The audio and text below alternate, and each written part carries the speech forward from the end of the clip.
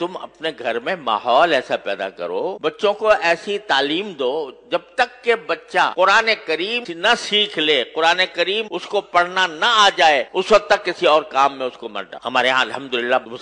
مسلمانوں کی تاریخ یہ ہے کہ سب سے پہلی تعلیم جو بچے کو دی جاتی تھی وہ قرآن کریم کی ہوتی، ناظرہ ہی صحیح لیکن ناظرہ قرآن کریم بھی انسان کی زندگی میں انقلاب برپا کرتا ہے۔ اگر صحیح طریقے سے ناظرہ پڑھ لے نا بچہ تو اس کے دل میں ایمان کا بیج پڑ جاتا ہے، اور پھر آگے وہ ایمان کا بیج اس کو بہت سی برائیوں سے روکتا ہے۔ تو جب تک اس بات کا یقین نہ ہو جائے کہ میرا بچہ قرآن کریم پڑھنے کے قابل ہے، اس وقت تک اس کو آگے نہ بھیجو۔ اب ہمارے یہاں وزیر تک بن گئے ہیں لوگ، اور جب ان سے کہا گیا قل اللہ پڑھ لو تو قل اللہ پڑھنے نہیں آ رہا۔ تو وہ در حقیقت یہ اس لیے کہ ہم نے ہمارے ذہن سے دین کی تعلیم و تربیت کی اہمیت ہی ختم ہو گئی۔ ہمارے دل میں اس کی اہمیت ہی نہیں ہے کہ ہمارا بچہ جو ہے وہ دین کی معلومات، دین کا علم حاصل کرے۔ نہ صحیح، ٹھیک ہے، ہم نے یہ نہیں کہتے کہ آپ ہر ایک کو عالم دین بناؤ،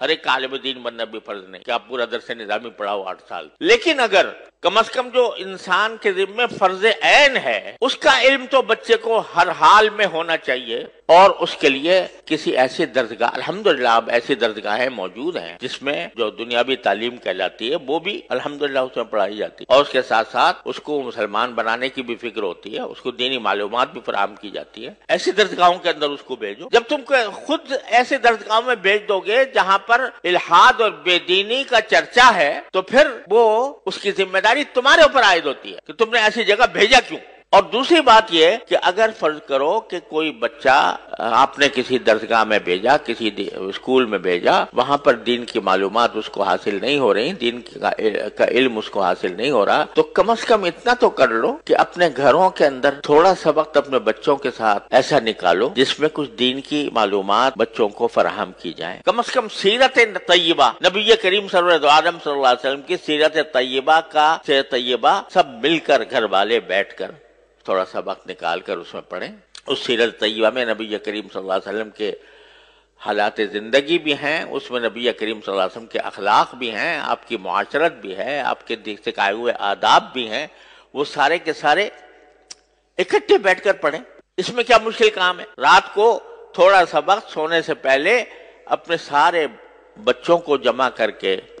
اور اس میں خود نبی کریم صلی اللہ علیہ وسلم کی سیرت طیبہ کی کوئی کتاب پڑھ لو سب بیٹھ کے، تو کم از کم گھر کے ماحول کے اندر ایک ایسا مدرسہ قائم ہو جائے گا، اور یہ اصل مدرسہ ہے۔ نبی کریم صلی اللہ علیہ وسلم کے عہد مبارک کوئی باقاعدہ مدرسہ نہیں ہوتا تھا، صفہ تھا جس میں صحابہ کرام مختلف علاقوں سے آ کر تھوڑے سے پڑھ گئے تھے، وہ انہوں نے تو اپنے آپ کو خاص کر لیا تھا اس کے لیے، لیکن ہر صحابی کا اپنا گھر خود مدرسہ تھا دین کا۔ ہر صحابی کے گھر میں تذکرے نبی کریم صلی اللہ علیہ وسلم کی سنت کے ہوتے تھے، آپ کی سیرت کے ہوتے تھے، اس کے نتیجے میں جو اولاد پیدا ہو رہی تھی وہ اولاد بھی سیرت اور سنت کے سانچے میں ڈلی ہوئی تھی۔ اس میں کیا مشکل کام ہے؟ میں کہتا ہوں 15 منٹ نکال لو، صرف 15 منٹ روزانہ، اور اس میں نبی کریم سرور عالم صلی اللہ علیہ وسلم کی سیرت طیبہ پر مشتمل کوئی کتاب پڑھی جائے، اور پڑھ کر بچوں کو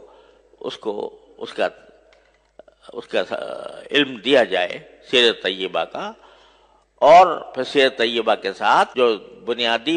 ضروریات ہیں دین کی، وضو کے احکام، نماز کے احکام وغیرہ وغیرہ، اور اخلاق، آداب، کس چیز کے کیا ادب ہے، کھانے کا کیا ادب ہے، سونے کا کیا ادب ہے، بازار جانے کا کیا ادب ہے، خرید و فروخت کا کیا ادب ہے، یہ ساری باتیں رفتہ روزانہ کر کے اگر 15 منٹ بھی روزانہ ہر انسان، ہر مسلمان نکال لے اور اپنے اولاد کی اس طرح تربیت کرنے کی فکر کرے تو انشاءاللہ اللہ تعالیٰ کی رحمت سے انقلاب آ جائے گا۔ لیکن چونکہ فکر نہیں تو اس کی وجہ سے یہ چھوٹا سا کام بھی نہیں ہو پا رہا، اور قرآن اسی کی طرف متوجہ کر رہا ہے کہ تم ساری دنیا کے اوپر تنقید کرتے ہو کہ فلاں جگہ یہ ہو رہا ہے، فلاں جگہ یہ ہو رہا ہے، سیاسی ماحول کے اندر بے چینی ہے، اضطراب ہے، انتشار ہے، لڑائیاں ہیں، جھگڑے ہیں، تنازعات ہیں، ان سب کی شکایت تو کرتے ہو، لیکن خود اپنی طرف متوجہ ہو کر نہیں دیکھتے کہ تمہارے ہاں کیا کمی ہے۔ اگر تم فرض کرو کہ مکمل طور پر اسلامی احکام پر عمل کر رہے ہو، لیکن تمہاری اولاد اور تمہارے گھر والے دوسری طرف جا رہے ہیں، اس کی ذمہ داری بھی تمہارے اوپر عائد ہوتی ہے۔ اپنی فکر کرو، اور اس کا ایک آسان راستہ میں آپ حضرات کی خدمت میں عرض کر رہا ہوں کہ 15 منٹ نکال لو روزانہ رات کو، اور اپنے گھر والوں کو جمع کر کے اس میں سیرت طیبہ اور احکام شریعت کی کتاب حضرت حکیم محمد مولانا تھانوی رحمۃ اللہ علیہ کی حیات المسلمین ہے مثلا، وہ پڑھ کے، بہت آسان کتاب ہے، آسانی کے ساتھ پڑھی جا سکتی ہے، وہ پڑھ کے سب کے سامنے پڑھی جائے تو انشاءاللہ اس سے ایک ماحول پیدا ہوگا اور اصلاح کی طرف ایک پیش قدمی ہوگی۔ اللہ تبارک و تعالیٰ اپنے فضل و کرم سے ہم سب کو اس کی توفیق عطا فرمائے۔ وآخر دعوانا الحمدللہ رب